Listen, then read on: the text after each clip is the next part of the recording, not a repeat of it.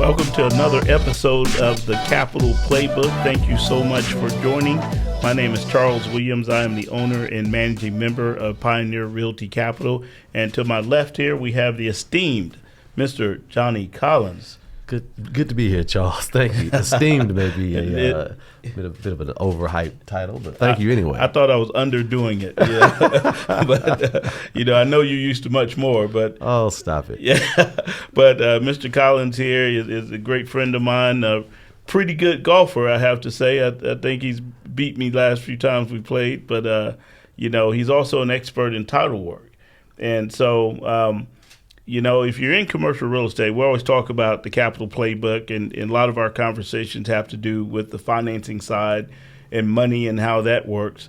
But you can get all the money for the project, but at the end of the day, that transaction has to be closed. Somebody's got to close it. Right. And so we need a title company. Yeah. And what you don't know about title work could be the difference between the success of your deal and the failure of your deal. Right? True. Absolutely. Yeah. But before we get into our discussion, just a couple housekeeping items we want to take care of. If you are watching this on our YouTube channel, do me a favor, go ahead and subscribe to our channel and hit the little bell so that you're notified when our podcast shows, when we present a new show.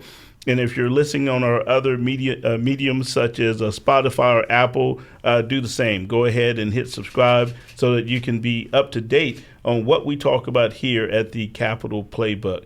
With that being said, let's get into our discussion about title. Now, awesome. Mr. Collins, tell me, what does title work mean? What does the title company do? What's their role in a real estate transaction? Well, thank you, Charles. Thank you for asking that.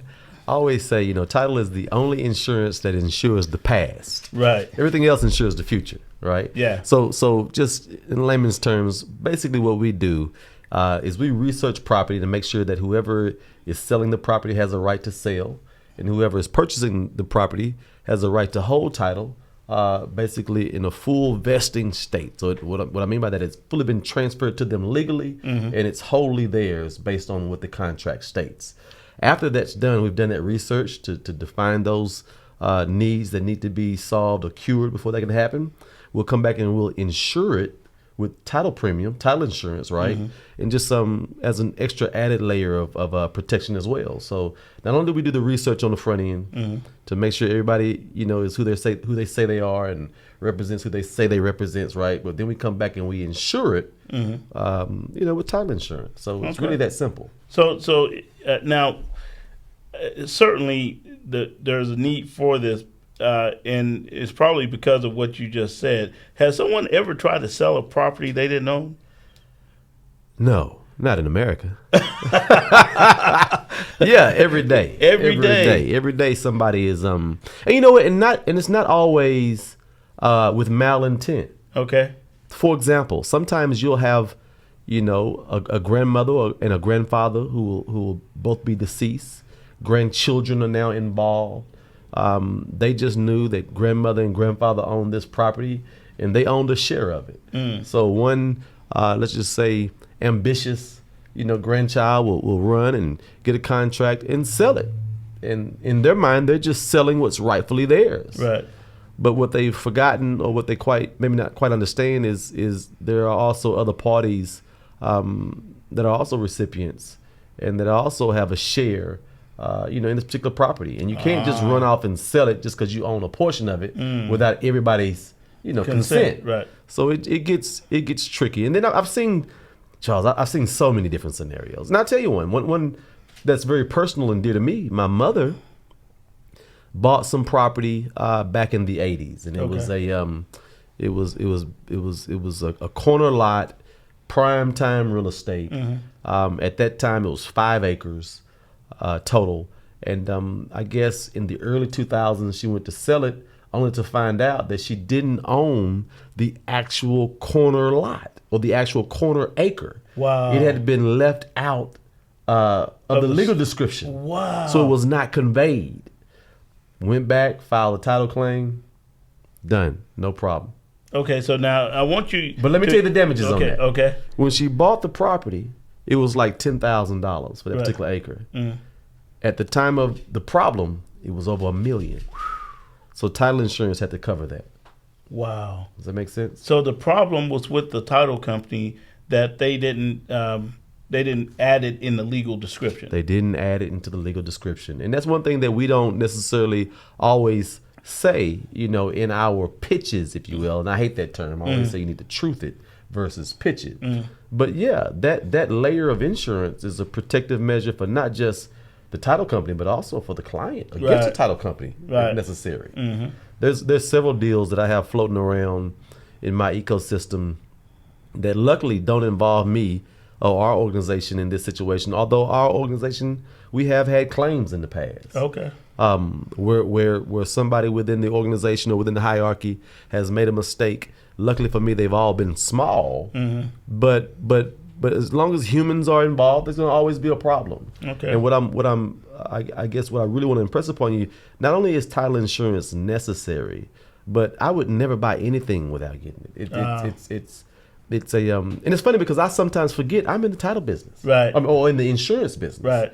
Because you'll do 10,000 transactions, you won't have a problem, and then one will pop up where there was an heir, the siblings didn't like this particular heir, and just accidentally, air quotes, left him off, and of course he has a share. He has a stake in this. You can't just write him out of your life, right? At least not from a title perspective, right? He's got to get paid too. So title insurance protects everybody that has a rightful or legal claim on property. Okay. Well, we're going to break down the components of title work step by step. What happens when you go to title? Now, let me tell you why it's important that we discuss this here with the Capital Playbook. If you are borrowing money from us or any of our capital partners, and probably from any bank, they're going to require that you have title insurance. Whenever you have to pay for something, you might want to know what you're buying, because I would imagine that not all title companies are the same. Not at all. Okay, so we want to understand some basics of the title business, title work, title insurance, so that when we're making, or you are making an evaluation as to what title company you're going to use, that you at least have these things in mind. Remember, we're talking about trying to win in this game on the Capital Playbook, right? If we don't know the rules, we don't know the players, we can't win. So title policy is an insurance policy that insures the transfer of ownership of that asset. Is that correct? Correct. The transfer of ownership, depending on the endorsements, it ensures every aspect of the transaction, the conveyance of everything. Okay. So now some of the things that a good title policy is going to have, I would say, would probably be a survey. Well, let's go backwards. Okay, let's do that. A title policy is going to insure the survey. Okay, it's going to ensure that the survey. There's certain endorsements. The T19 is part of that, where basically there's certain elements of the transaction the title policy is going to basically insure. Okay, but we're not going to focus on the title policy. I want to focus on the title company. Okay, there you go. So, for example, because you made a great point, all title agencies or title situations are not the same. Okay, you have fee offices. Office, okay. You have a fee office. A fee office just simply means that there's an attorney that's basically worked a deal with a title agency. And now that fee office, that attorney has set up a fee office arrangement which serves the equivalent of a broker and a realtor relationship. Okay. The broker carries, the bulk of the risk, or some of the risk, I'll say. The realtor shares in some of that risk. The realtor goes out and produces, brings it back. The broker participates in the profits. Does that make sense? Yeah. So when the attorney sets up shop, they'll go out and cut their deal with the title agency.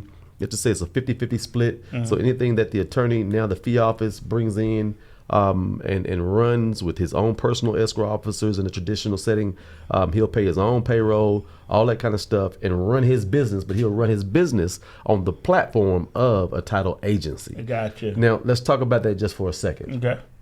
First off, there are some phenomenal fee offices in Texas, okay? But there's some horrible ones too. Okay.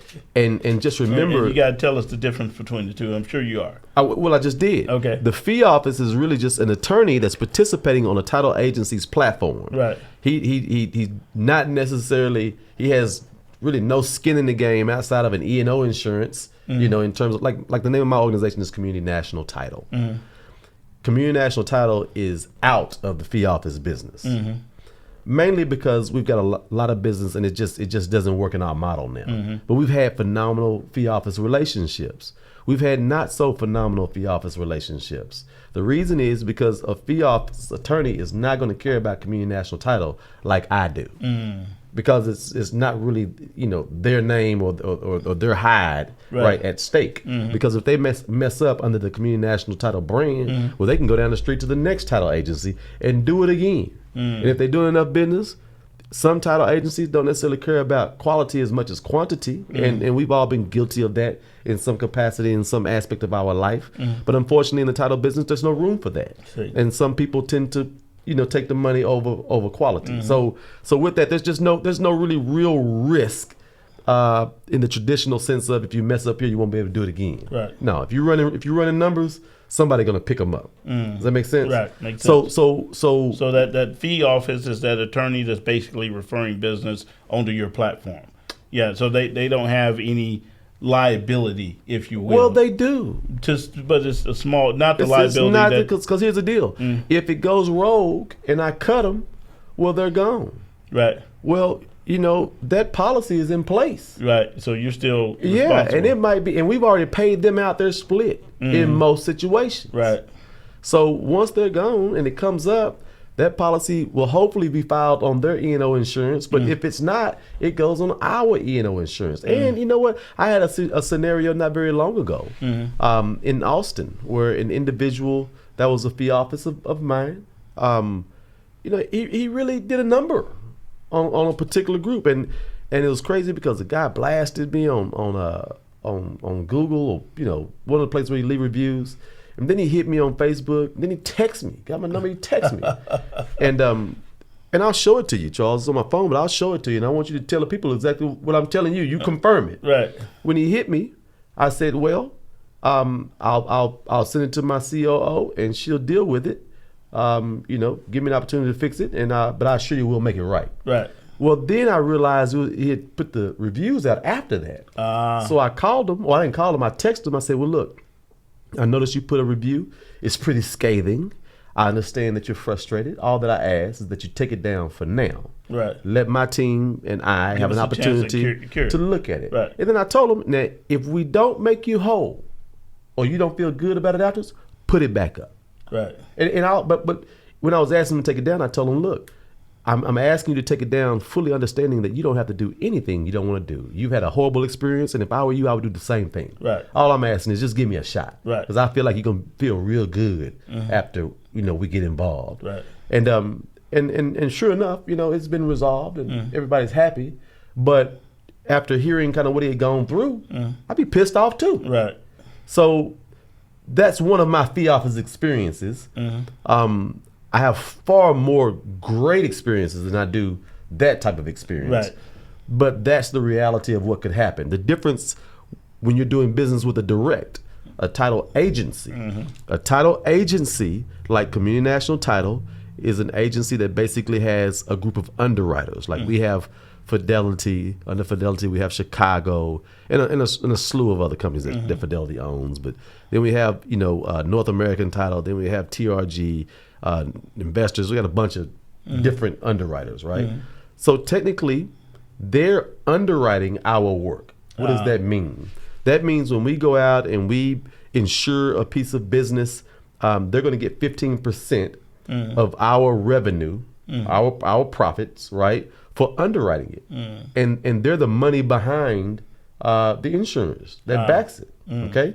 So that's the second type, an agency. But then you can go to a direct, where you go to a First American, or you go to a Fidelity. These companies go directly to Chicago Title. Well, Fidelity is Chicago. Chicago Title is owned by Fidelity. Gotcha. So if you went directly to Fidelity, they are a direct. They not only are in the the the retail, but they're also in the underwriting business as well, right? So what are the differences? And we may be getting off track, and you rip back in when you want to, obviously, right? But the differences are the big boys, the directs, the Stewart titles, the First American titles, the Fidelity titles. They usually are not near as flexible. It's like a and I love all of them, but I speak my truth, right? But they're kind of like Walmart, right? You just go in, get what you want. It is what it is. Right. If you don't like it, you can go somewhere else, right? Whereas when you start getting into the agencies like mine, and I'm not going to just big up Community National Title. I think there are a lot of phenomenal agencies in Texas, and all of us are in this fight together where we're looking for an edge to be more agile, more flexible, provide better service. Provide just more things to the end user, but not just the end user, to people like yourselves, our direct clients, because we're really a B2B type business, right? And then you bring the end client normally. So we want to provide as many perks, as much value, and just things to make your life better. I often say, when I'm talking to some of my realtors, I say you have to tell people who you are, what you do, and how who you are and what you do can make your client's life better. And the same is for me too. My name is Johnny Collins. I'm a Community National Title, and we want to help you with all of your global title needs. 972-528-6508. Please give us a call. We'd love to help. We won't have a need for a commercial break. We just had that commercial just kind of slid. I like the way you slid that in. But really, I think a lot of folks don't understand really what a title company does, and I really appreciate you taking the time to break that down. No. You mentioned endorsements. I'd like for you to kind of talk about the different types of endorsements and what that might mean to a client. You talked about that flexibility, in practical terms. What does that flexibility look like? And I'll say this, and maybe you could Sharon, I know I'm hitting you with three things at once, but I know once you get going, I got to give you, I got to give you some things to keep on. But we've had deals where we get to the title company because they're time-sensitive deals. Now, if you don't know what that means, if you're an owner of commercial real estate, and you have to close a transaction on a certain date, if you don't close that transaction on that date, then there could be consequences. So waterfall. Yeah, you could lose the deal. You may be subject to additional costs or expenses, or again, like I said, the worst thing that could happen, you put a lot of money, time into that deal, and you just absolutely lose the deal. So the title company is really, really important. At what stage in that transaction should the parties involved be talking to the title company? As early as possible. Now tell me why that's important. Because here's the thing. So give you kind of a play-by-play. When you send an order over to the title company, right, to us, the first thing we're going to do is we're going to enter it into our system. And then we're going to have our examiners, our abstractors, who basically do really the toughest part, in my opinion, right, in the title process. And that's examine who the owners and who the sellers are, I should say, right? Okay. And to make sure that there's no encumbrances on title, any clouds on title, any federal liens, something that's going to basically cause the transaction not to happen or prevent the conveyance of the property from A to B. Okay. Does that make sense? Yeah, absolutely. So once you figure those things out, and let's say you come up with a list of things that need to be solved, there's a federal tax lien here, there's a credit card lien here, there's a mechanics lien there. They'll provide you this list of things that have to be cured. Now, what we do is we tend to do as much of it as possible in-house. Whereas, they'll give us, permission, and we'll start contacting, folks on people's behalf and do our best to cure it. But sometimes we can't. So now we need you to call, your sister that's in, Alaska and you haven't seen for 52 years, right? And say, hey, she needs to figure out why they got this lien on mama property for her stuff. Right. And that can be a process. Right. Now I talked about flexibility earlier. I believe in making business decisions because all the title business is, all you're insuring is risk. Right. On the grand scale of things, right? So depending on the risk level of the problem, if it's a small risk, maybe sometimes, we'll get some type of legal document and we'll circle around it and we'll put some money over here and just, hold it just to make sure we get the job done. But so if it's $1 million problem, kind of flexibility that if there's a small issue, whereas a large title company or one of the directs, the Walmarts, as you mentioned before, they may be inflexible. They don't have to do that. They got $300 million in the bank. Right. That's not something that they have to do. For me, I want your business. So you can kind of figure out a way to get around that. Yeah, we're going to figure out a way to get around it. You know what I mean? We're going to figure, and I shouldn't say get around it. We're not going to tell you no. We're going to tell you this is how we make it work. Does that make sense? So you're more not just providing that title policy, you're actually advising the client if there's an issue that comes up. Well, that's like that. So I told you about my examiners and my abstractors, right? Right. I tell you, they do the hardest part. Right. Okay, after their job is done, we get to the escrow officers and the escrow assistants. They also do the hardest part. Because it's in levels. Right. Once you get through dealing with dead people and the documents, now you deal with the personalities of the people who are alive. Right. And it just depends. Some people have the ability, some people are doers. Right. And some people aren't. Right. So if you give some people a list of things to go cure, you know what they do? They go do it. Right. You give another group, a list of things to go do. They may do it or may not do it. Right. Yeah, it ain't personal. That's just not their makeup. Right. So we have to position our team and basically equip them with the ability to not just manage the transaction, but also manage personalities of the people involved. And I think one of the things that people really get frustrated with on title is the lack of proper expectations being set on the front end. So I always tell our clients, as our staff, our teammates, because I don't believe in subordinates and superiors within my organization. I believe that we're a big team. So it's like I'm gonna be a little coach here. But it's we have to set proper expectations on the front end and just let people know, hey, look, this is what this is the goal that we're working toward.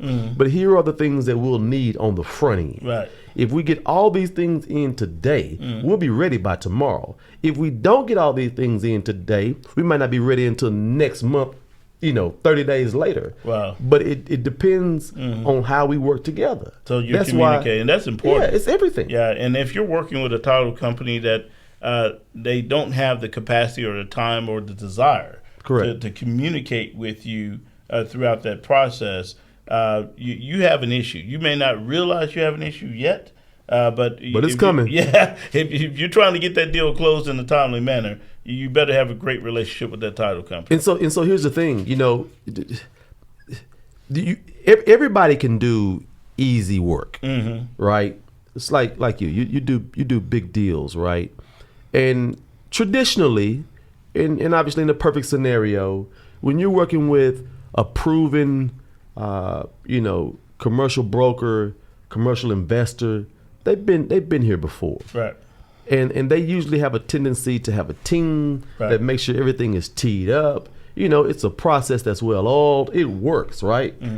But there are a lot of people, especially in the markets today, that are just getting into the industry. They bring in a lot of money to the table, but they don't really know what they're doing. Right. So the process is not quite as smooth. Well, from our perspective, we want to be the type of teammates within the transaction that can not only deal with the easy transaction, but the folks that are new to the business. I always say we want to help you with all of your global title needs. That means, first off, let's set some expectations. What is your experience level? Okay, great. Well, let me run you this little checklist. Go through this and tell me what all of this that you already have in place. None of it, no problem. We're going to coach you through this, right? Gotcha. Now, here's the thing.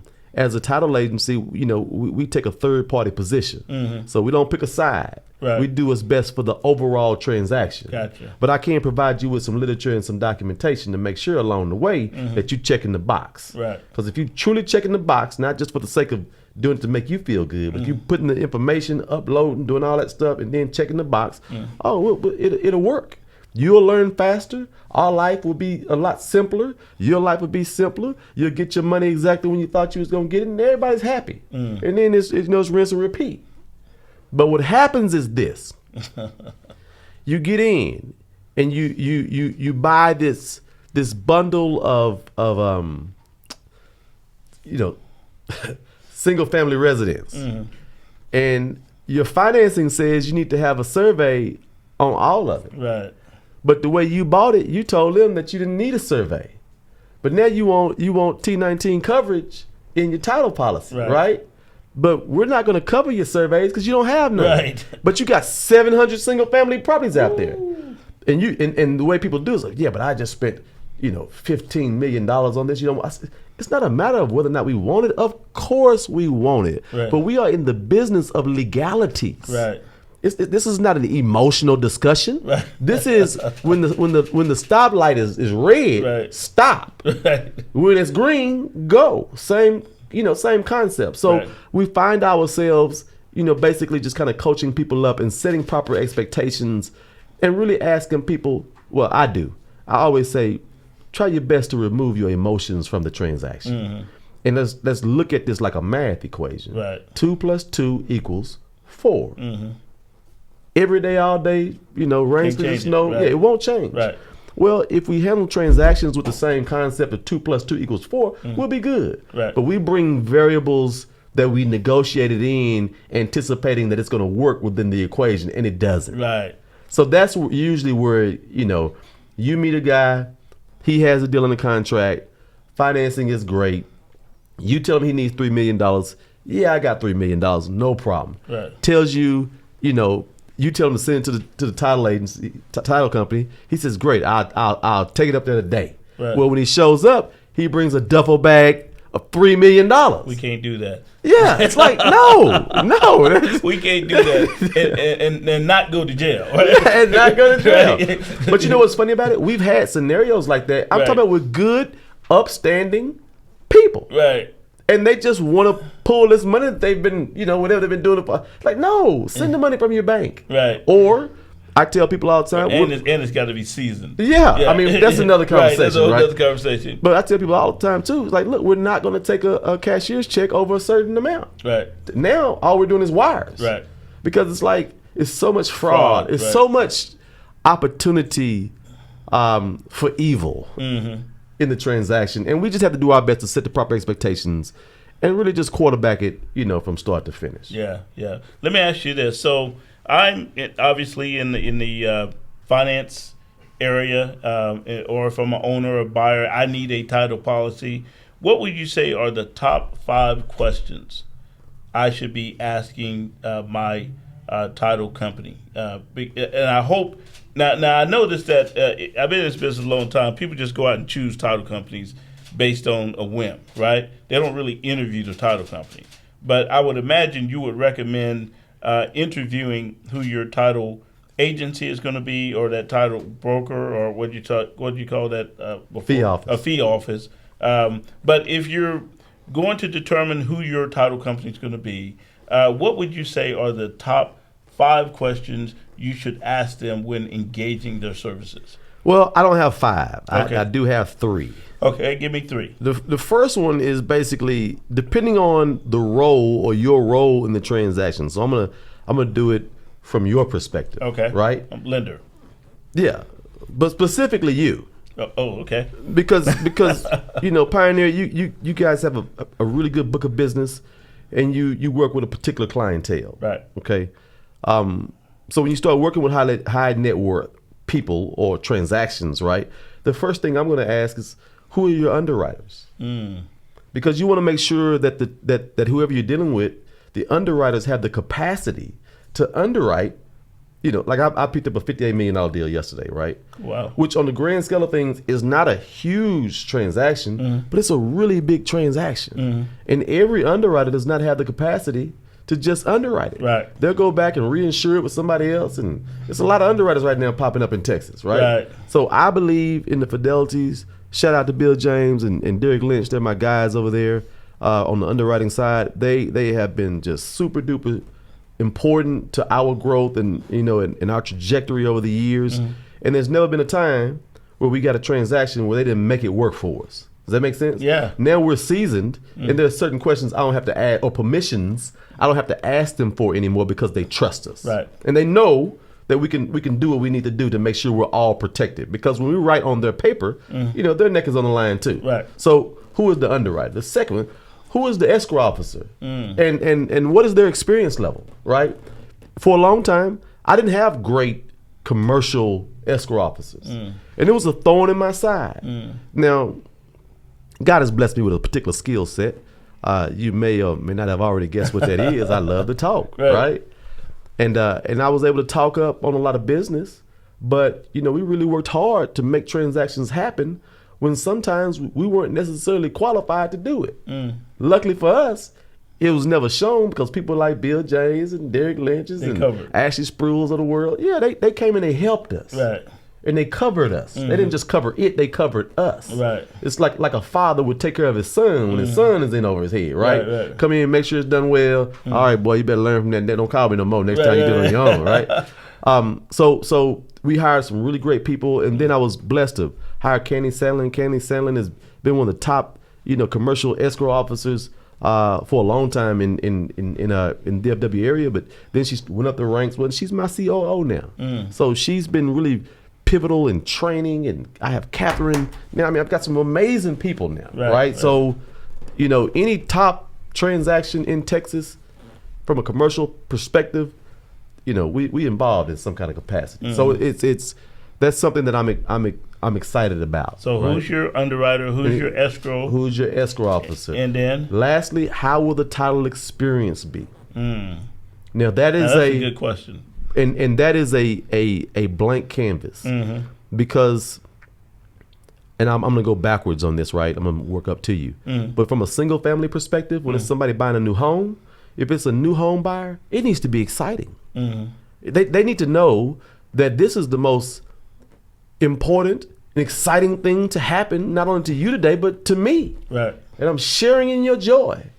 And when you make these things memorable, it becomes an episodic memory. It's something that they never forget, right? And it creates a culture, or a memory for people, that dictates and really starts kind of their new journey into home ownership. And that's true, because I can remember when me and my wife closed on our first house. Yeah. I remember what I was wearing. I remember what she was wearing. I remember being nervous, but you're absolutely right. Oh, man. We pop, after everybody's closed, we popping bottles, we pouring oranges, we got mimosas going, we might have some donuts, we might have some chicken. Right. You can't never tell what we're going to have, you know what I mean? But we believe in making it an experience. Oh, wow, right? That's great. So that's at the the entry level, right? But when you start getting on the commercial side, really large transactions, well, the buyer might be in Dubai.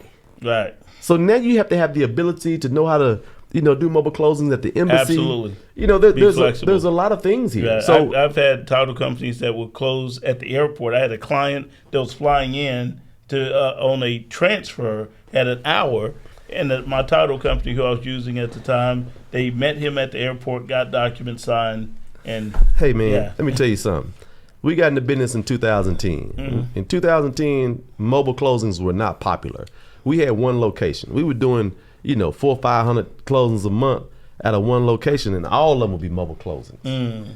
I used to go to Terminal D all the time and sign documents on the hood of cars for guys. At the time, we had the military situation was different, but guys would be going in and out of the country. That's what you do, but it all boils back to how was the experience? What is the experience? Are you giving people an experience that they're going to remember, or are you giving people simply an experience that they said, man, you know what? I was able to close, quickly and efficiently and get on with my day. Because everybody don't want to, Taj Mahal experience. Some folks want a McDonald's experience. I want number 3, supersize it, a Sprite, extra ketchup, and some honey. Keep pushing. And I'm okay with all of that. But it goes back to what I said initially. You have to set the proper expectations on the front end. Absolutely. If you do that, you'll be okay. All right. Mr. Johnny Collins. That's his top 3. Remember that. Who's the underwriter? Who's the underwriter? Who's the escrow agent? Who's the escrow and what officer? is that experience going to be? And what is the closing experience going to entail? Yeah. Yes, sir. Well, thank you so much for being a part of our show. My Definitely in Community National Title. Community National Title. Now, Yes, I'm sir. going to give you another chance for your shout out. If someone wants to talk to you, if they want more information about the title business, then what should they do? Who should they contact? Well, first thing you can do, you can call 972-528-6508. That's our headquarters in Dallas off of Quorum, 14800 Quorum. And they'll get you fixed up. Ask for Lisa Montez, and she's amazing. She'll direct you and get you going in the right place. Or you know what? You can call me directly, 817-300-7243. I'd love to talk That's to your you cell, about your man. title. Yeah, it's my cell phone. Why are you giving your cell? I always give my cell. Let me tell you what I a believe man. in. Let me tell you what I believe This man in. is serious. My business partner, Philip, you see, he called me. I Right, picked right. up the phone so you can hear me talking. Okay. But one of our taglines is founded on relationships, fueled by relationships. I got it. So it's like if you call me and you have a need, doggone right, I'm gonna answer the call and we're gonna ring the bell for you. There you go. And we'll figure it out. So that's important to me. All right. Yeah. Well, Mr. Johnny Collins, thank you so much for being a part of our show, and love to have you back at some point in the future. But definitely thanks for educating our audience about the title business. My pleasure. Hope you learned something today. And if you didn't, call me and we can talk more about it. All right. So we're helping you win. You got to know the players. You got to know the game if you're going to be in the position to win here in this game called life, right? That's right. So keep it up and keep joining our show, and that's what we're doing. We're teaching people how to win at this capital game.